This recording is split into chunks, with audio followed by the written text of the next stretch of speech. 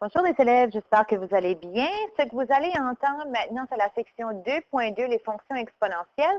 C'est là où on va vraiment commencer à écrire des fonctions exponentielles, de lire des résolutions de problèmes pour pouvoir écrire la fonction. Donc, on a fait ce cours ensemble, mais malheureusement, je ne l'ai pas enregistré. Donc, je vais le faire assez rapidement avec vous tout de suite. Donc, premièrement, qu'est-ce que c'est une fonction exponentielle? C'est utilisé pour représenter des fonctions qui sont croissantes ou décroissantes. Donc, par exemple, les fonctions croissantes, on a l'exemple de la bactérie, quand on parlait en salle de classe du lait. Donc, quand on comptait le nombre de bactéries dans le lait, c'est un exemple qu'on peut utiliser. Puis, décroissante, la valeur d'une voiture, comme on a fait avec ma Ford Focus, ou aussi même le carbone 14 sur un squelette. Donc, la fonction s'écrit de cette manière. Vous avez f de x. F de x représente la fonction comme telle. Donc, f, c'est ta fonction. X, c'est ta variable dans la fonction. A est une constante qui veut dire habituellement c'est un nombre et ça représente habituellement une quantité initiale. OK?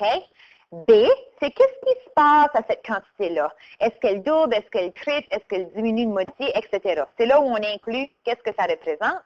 Puis X, c'est notre variable. Puis souvent, ça représente le temps. Pas nécessairement toujours, mais souvent, ça représente le temps.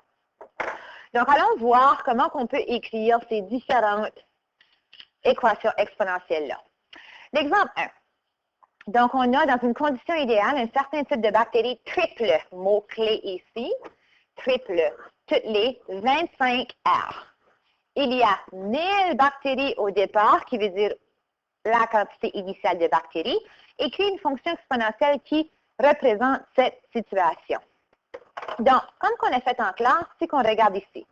Premièrement, moi, je vais nommer ma fonction Q de t, où ça représente le nombre, ou on peut même dire la quantité, de bactéries après un certain montant de temps. Ici, le temps est exprimé en heures. C'est important de l'écrire. Le nombre initial de bactéries, comme mentionné dans notre problème, est 1000, et la population triple à tous les 25 heures. Donc, comment qu'on écrit ceci? La quantité par rapport au temps sera égale à quoi? Habituellement, comme je vous ai mentionné, c'est toujours la quantité initiale ici qu'on commence avec, qui est 1000. Parenthèse, qu'est-ce qui se passe à cette quantité de bactéries-là? Elle triple, puis elle triple à chaque quoi? À chaque 25 heures. Ici, c'est super important qu'il faut écrire T sur 25. Pourquoi? Parce que si on veut que dans notre formule, que ça fonctionne, que ça triple à chaque 25 heures, il faut l'écrire en fraction. On peut toujours vérifier nos réponses. Si on remplace le temps par 25 ici, théoriquement, d'après notre problème, la population devrait avoir triplé, qui veut dire que je devrais avoir 3000 bactéries. Donc, si on remplace T par 25, ça fait 3 à la 25 sur 25 qui donne 3 à la 1, et ça me donne bel et bien 3000 bactéries. Donc, voici comment on écrit cette fonction. Je tiens à vous faire remarquer aussi que c'est une fonction exponentielle parce que la variable est à l'exposant. Bon, si on continue.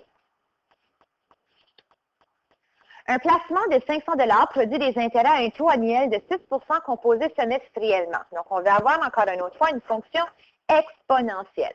Donc, ici, on parle de placement. Ça veut dire qu'on va parler de montant d'argent par rapport au temps.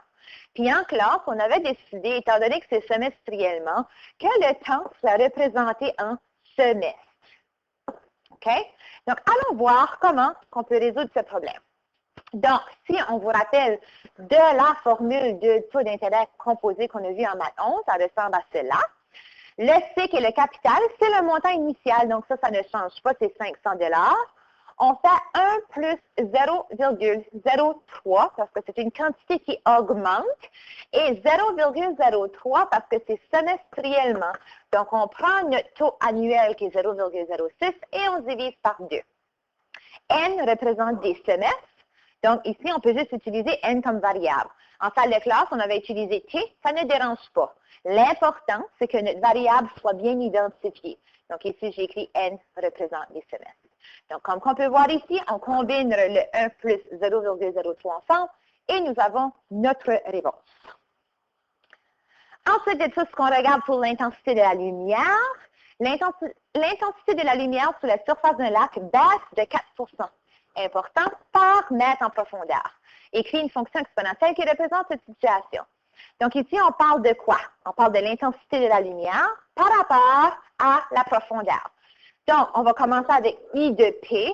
Donc, P, c'est notre variable qui représente les mètres de profondeur. Et I, c'est notre intensité de la lumière. II, ça sonne un peu bizarre quand je me le dis moi-même, II représente l'intensité initiale de la lumière et P, la profondeur. Donc, on essaye de trouver l'intensité par rapport à la profondeur. On connaît l'intensité initiale qui est II.